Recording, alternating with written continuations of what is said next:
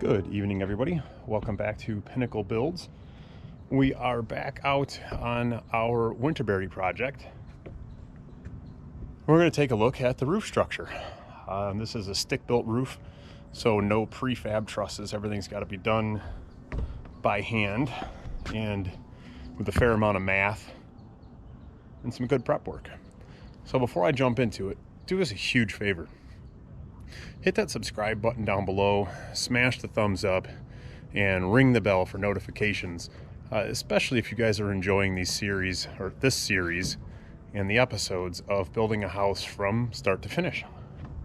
So I'm going to spin this around.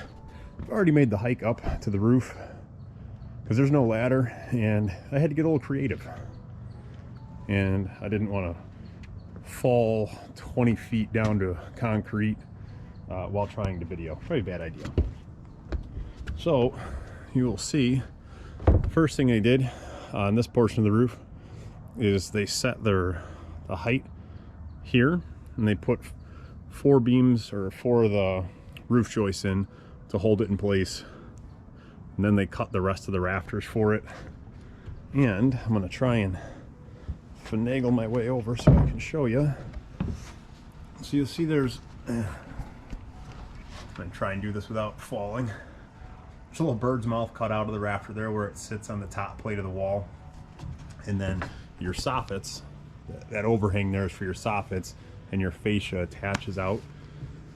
And you'll see that all these are solid at the top, except for the very last one. It notches inside of it. That is so you get your overhang, your eave off the side of the roof there.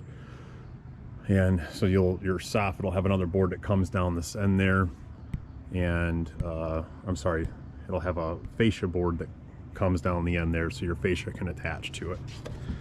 Now this roof has a couple different pitches and a couple different roof lines, and they did the same thing for this is the main section of roof. And my camera might not be the best right now because there's clear ways to take tumbles off this, so I'm just trying to keep my footing. But so they did the same exact thing we talked about on that lower section of roof. They set their center beam down, they level it, they make sure it's exactly where it's supposed to be, and then the same thing is they pre-cut these before they bring them up. So it's one of the critical reasons why you got to make sure at the beginning of framing that your house is square. If your house is not square, you would not be able to pre-cut all your roof joists. If you make sure the house is framed square to start with, then you can cut literally everything on the ground and it should fit like a glove. So you'll see they've got the bird's mouth on all of that, all through there. And once I get down from here, I'll take a video from the front of the house to show you what it looks like from down there. But we have another roof line that ties in here, so that top beam there actually runs through and inside right here. So you can't just end it right at the corner of the roof where it meets. It's not structurally sound enough, nor are you going to get it perfectly level. So you run it extra long back here, you level it, and then you attach all your structure out there. And before these went in, quite naturally, they frame that section there. And that's the back side of the roof that sticks out of the front. And you'll see that we've got almost looks like a half wall up here, right here. And that's because where this next roof runs down to, it runs down to a different wall than that back section over there. So there's the back side of the very back wall of the house that roof system runs down to. And we've got this wall here that's going to run into this roof structure. And this roof structure lands at a different spot because it doesn't go all the way to the back of the house. The house has a little bump in here, and so that's why you've got that difference there. And then same thing on this side of the house. The last rafter has got the notches for the fascia overhang. And so we don't have too terribly much left to frame for the main section of the house, unfortunately. I know you guys hear me complain about rain quite frequently. Man, it's coming back again. We had 2 clear days. That was it. Monday was torrential rain. Tuesday, Wednesday, clear. Tomorrow's Thursday, 97% chance rain. Friday, 80% chance of rain. Saturday, like a 70% chance of rain. So after today, I'm probably gonna be on a standstill until Monday. So we're not gonna have much of an update for you. But I'm gonna show you one last thing. Is I mentioned that if you frame a house square, you can pre-cut all the rafters for the roof. So all the angles are cut up here. And all their notches are pre-cut on the back side. So they just stand them up and nail them in place.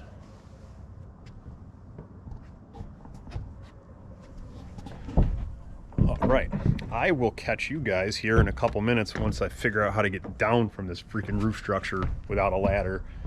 And these are the days when you realize you're no longer a teenager, that you can just hop around and jump without concern.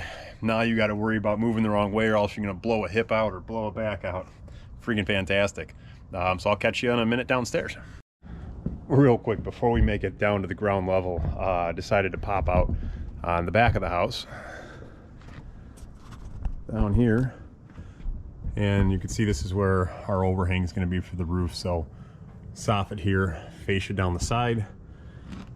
But what I wanted to remind you guys is this whole section here is going to be another roof structure that ties in just below the windows, ties down and out, and pretty much around the whole perimeter of the house is going to be like that. They'd already started framing this side.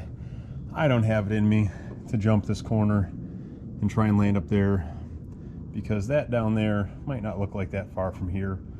But it is 23 feet from here to the ground. And like I said, I'm not a teenager anymore. Guaranteed if I take that tumble, I'm done for. Recovery would not be quick and easy, that's for sure. But we don't really have much of any done of this side of the roof bump out, but it will. Same thing, we're gonna have roof come down this side and here, and then around that little side over there, there's just a little small roof that comes out. All right, now I will catch you guys downstairs in front of the house, since I've made the safe trek off the roof onto the second floor. Now I can take a ladder down. That should be simple enough. See you in a minute. All right, we are back on the ground, safe and sound, all limbs intact. Only thing I might have broke the top of my foot jumping down. I'm freaking fragile, man, I'm telling you. Just kidding, it just kind of hurts a little bit. So that was the front-facing roof structure that I was showing you, that ties back in. And the reason I stopped here instead of all the way out front is to point out that we are going to have, this is all going to be covered front porch area. So we've got another roof structure that's going to come right about there, all the way across and slope down this way. We're going to do black metal roofing on that, and then once they're done with the house roof, then we'll start on the garage. But this has all got to get framed out still to come around.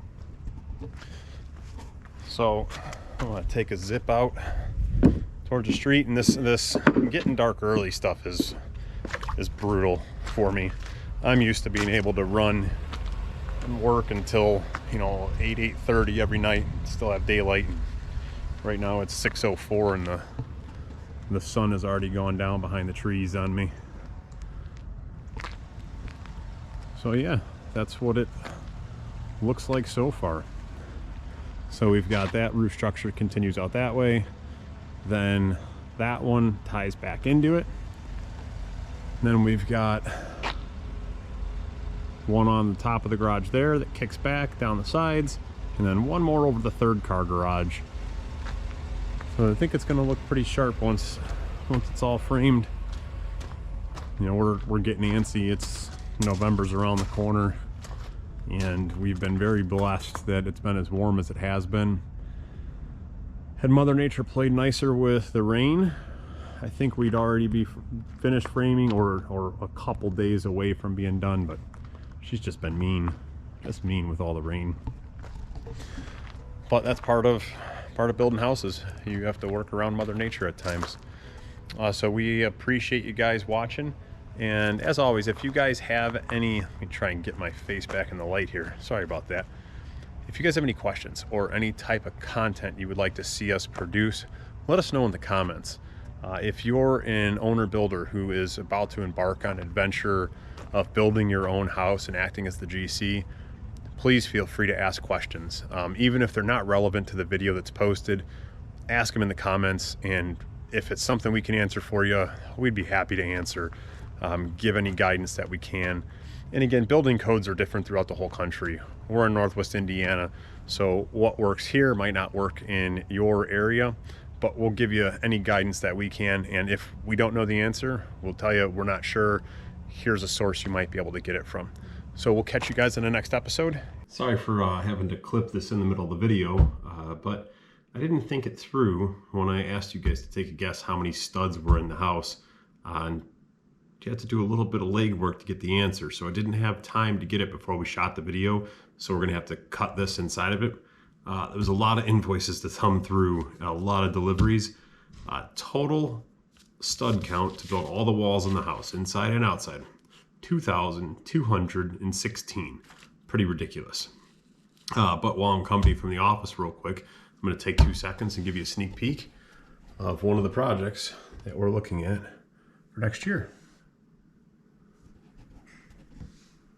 Thanks again for watching our videos. We appreciate you. And congratulations to the winner.